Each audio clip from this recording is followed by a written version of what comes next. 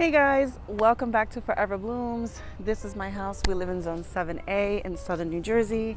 And today I'm going to be working on this side of the house that was previously bare, but I'm going to turn it into a walkway with an arch, and I have some plants for the area that I want to show you. It's a very narrow area that you can't really do that much with entertainment-wise or big plantings, but that doesn't mean that you can't get creative with a small, narrow space in your garden. So quick before we get started, this is kind of an overview of the setup of my house. This is the view from the street here. And so that's like the main part of the house. Over there is the garage. We have a driveway. I live in like a housing development, so there are houses like to my right, to my left. And here is the right side of my house. This garden bed used to be like a rectangular area right up on the foundation of the house like that. Boop. And I expanded it to go from here all the way out and kind of swerve outwards. And now I previously had it where it ended like this. But now I'm going to expand and work on this area since I have worked significantly on the plantings in here, which are leafing out for the spring. Okay, so this is the plan in my head for this little area here that you see. It's like, I don't know, maybe 8 foot. The white fence that you see here is my fence, and then this is the fence for my neighbor. So really I'm working with like this walkway here, and then to my right here is my house. Like this is my foundation on the right side of my house, and it's maybe a 4 foot bed here. So I don't have that much space to work with, but that doesn't mean that you can't get creative and find things to do, because I mean, I'm not gonna really use this area of my house for like a bench. There's nothing to come back here for. And the other side of my house is just a lot more functional. Like I would spend more time going through to the right side of my house than the left. So this is just gonna be pretty stuff. Pretty stuff. When I come back here, it's like a surprise for me. We hardly ever use this side of the house, but I still want it to be pretty. I don't want the rest of my house to be all done up and then you come to the side and there's like nothing, which is what was here before. Nothing but moss and weeds and dirt and rocks.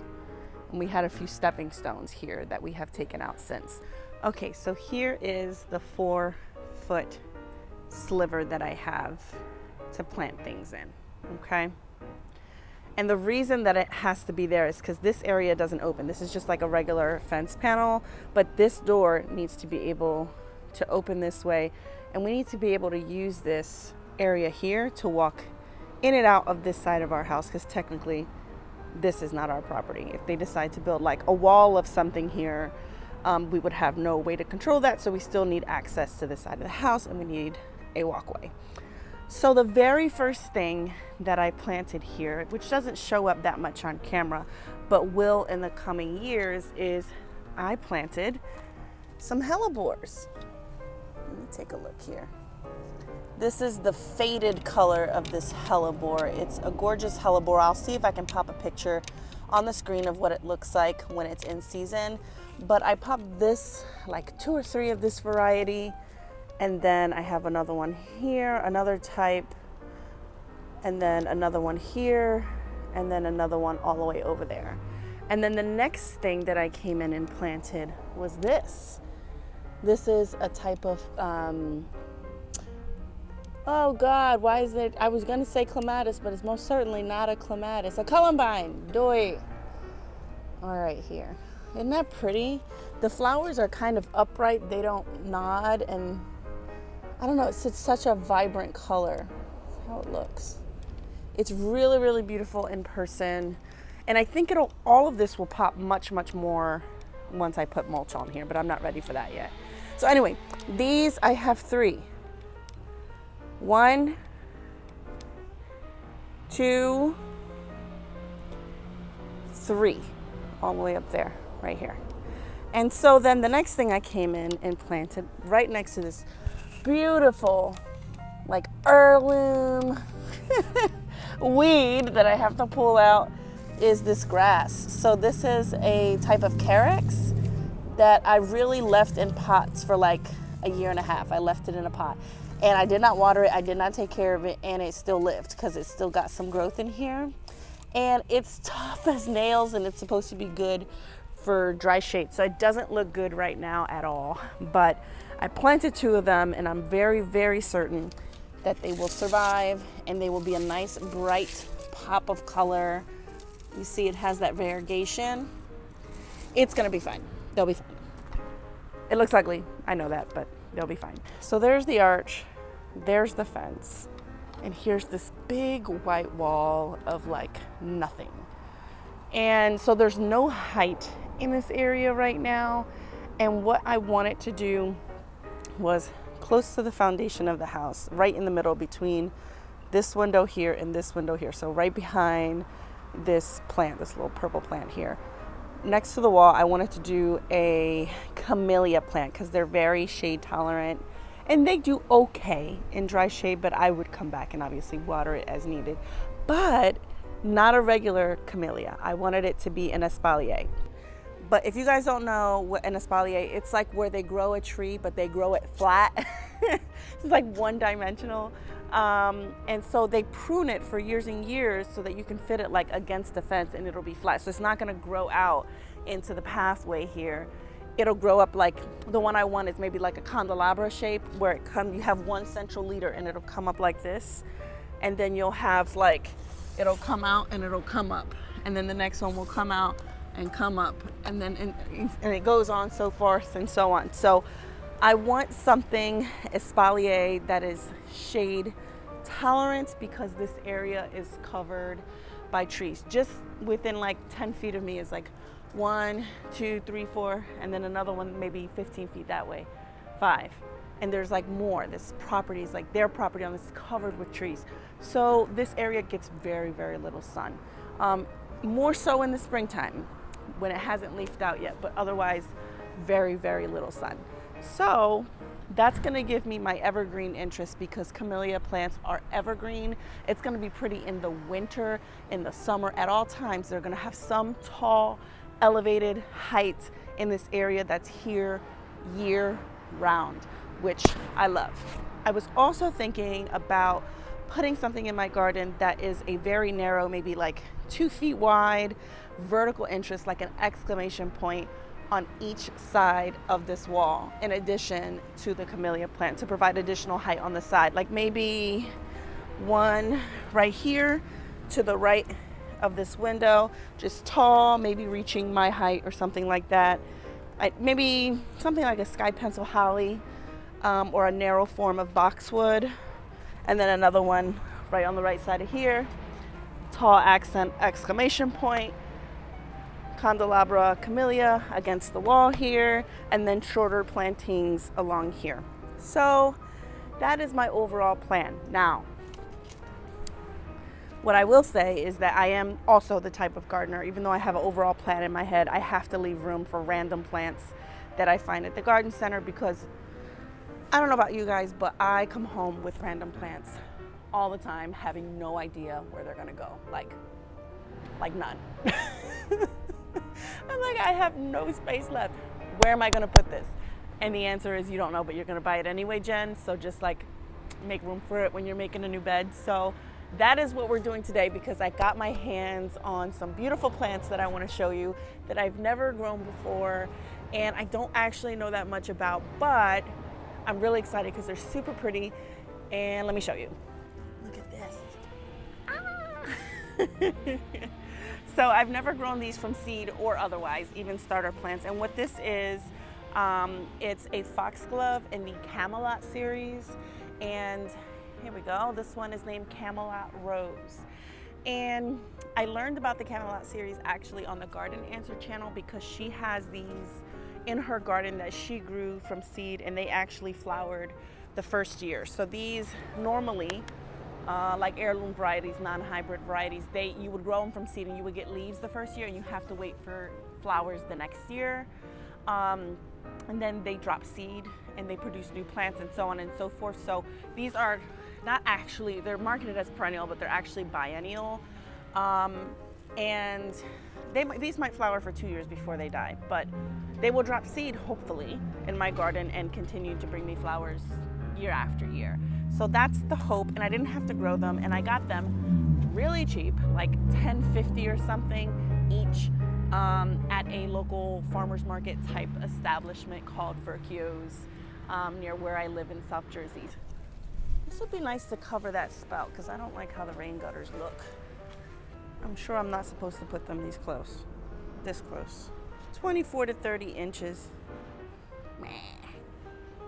One thing about them is that they'll self-seed freely, right? So they're not necessarily invasive, but they're not gonna come back in 3 years the same place that you put the original plants. Like this one here might sway this way and drop some seed this way. And instead of the plant being here the next year, it'll be up front here closer.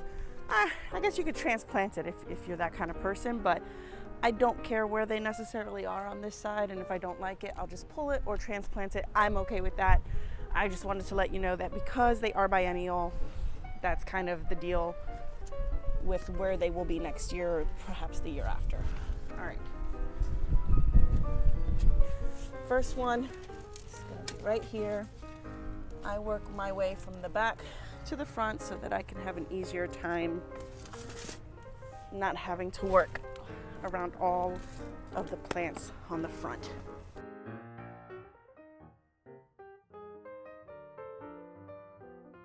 So when you're digging a hole for a plant, you want to be sure that you make the hole wider than the plant can. So one way for me to be able to see if it's deep enough and if it's wide enough is I dig the hole and I just put it in the hole to see. It's definitely deep enough and it's wide enough. And you'll see that when I put it in, the root ball is actually lower than the plant can, right? The soil level reaches just slightly, almost that level, just the itty bitty slightly maybe above it. When I take this out, you'll find that it'll go even deeper though. That's what happens is you take it out of the plant can, you put it in, and it somehow just sits below the soil, and you really don't want that because apparently foxglove love to have good drainage. And here I have it's not so bad around here. I've had worse, but pretty heavy soil. Now I'm gonna put worm castings in here. I ran out of my normal soil amendment, but I have worm castings and I'll just amend ever so slightly here. And sometimes if the instructions say that your plant wants extra drainage, I put perlite. This is perlite.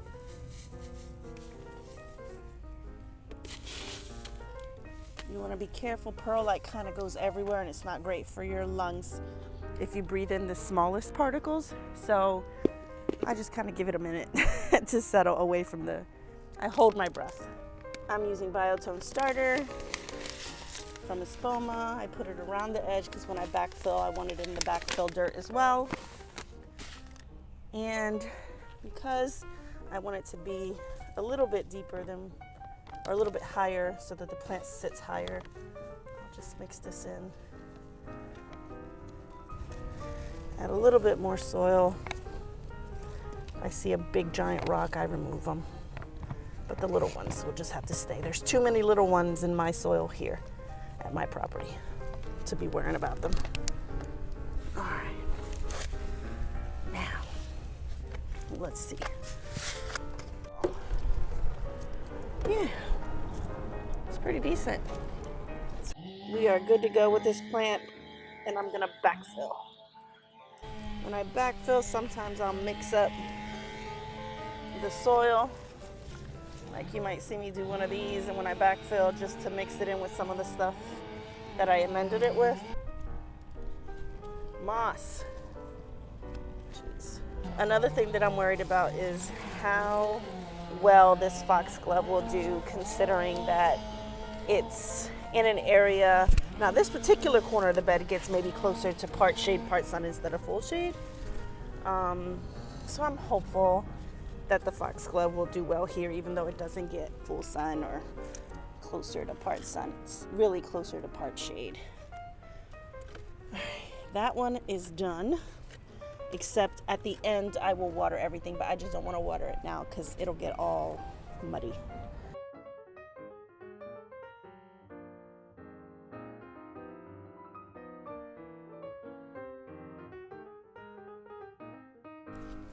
Second one is done.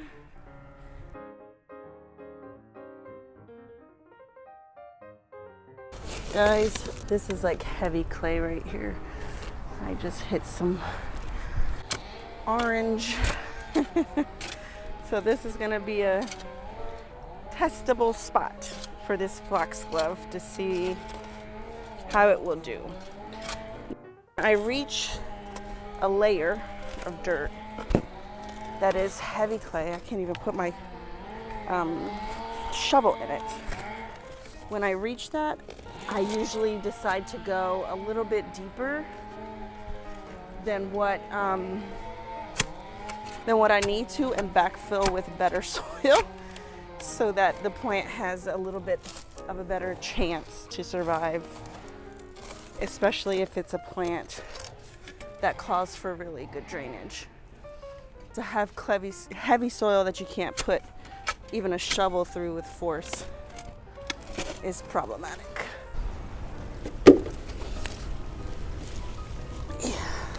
It's a little too deep, which is perfect. That means I can backfill.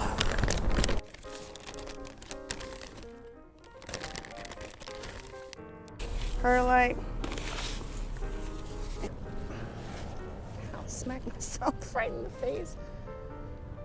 All right, a little bit higher.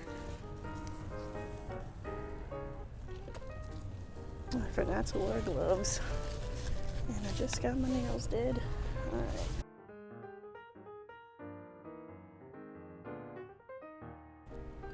So this one here is elevated a little higher because there was really heavy clay soil right where I needed to put it, but that's okay. All right, I'm gonna water.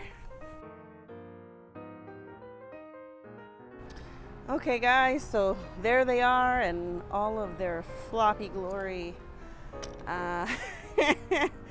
Only a few of them stayed upright. These two, I guess they just, maybe because I wet them or I was flopping. We did have a huge rainstorm all weekend of Mother's Day, so they weren't like this 2 days ago. Okay, so this is the end of the video. I'm gonna go inside and shower. And there they are. Doesn't look like much now, guys, because the edging isn't done. It isn't mulched. There's not like big, like the foundation pieces, you know, like the heavy weight of this area isn't here yet. I have a few things planned, like I said, but it'll happen over the course of years. It won't happen this season. So it's just a lesson in patience, right? Gardening is. So anyway, I hope you guys like this video, and I hope that you continue to watch my channel so that you can see the different areas of my garden evolve. Bye.